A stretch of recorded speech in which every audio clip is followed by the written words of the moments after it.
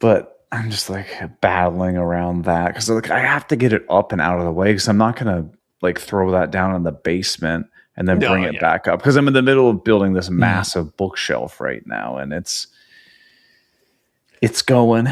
Can you just hit pause on the bookshelf, roll out the mats, and then get back to it? Or I considered it, but I think I'm gonna make a video about like shop upgrades. Yeah. And it's gonna be way easier to film if I can be like, do this one, then do this one, then do this one, then do this one. Like I think it's a video I'm gonna be able to knock out the filming fairly quickly. Yeah. And I want to get some like time lapse shots and be like putting it down and stuff like that. Yeah. Just set up like 5 action cameras while you're installing it, and then you have plenty of footage you can cut to later. Oh, that's what I think I'm going to do. I'm going to put the GoPro on one. I'm going to put my camera on one. I have my iPhone, and then I got like another iPhone. So I think I'm just going to put them in a bunch of different angles so I never have to move anything. Yeah. And like, you got a mountain of footage to go through, but yeah, you don't have to move anything. That's fine. That's fine.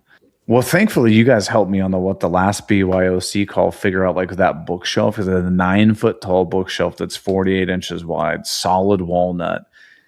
And what's cool about Fusion is if you build stuff in Fusion and then you tell it like, this is oak, this is maple, this is steel, this is plastic, you can actually summarize how much it estimates that it's going to weigh based on the average density of that material. Oh, I didn't know that. That's cool. Yeah, it's really cool. Huh. So it'll tell you like the mass, basically. All you do is basically, select all of your components and press like properties or something like that. And it'll tell you the mass. Huh. Now it's going to be way off for anything that you're looking at in Fusion now because it defaults to stainless steel. Okay. So like when I first did it, it was like 2,500 pounds. Is stainless a lot heavier than regular steel? I don't think so. Like maybe. No, I don't know. I'm just saying that Fusion's heavier than wood. Oh, I see. It defaults everything to stainless, is what you're saying. Yeah.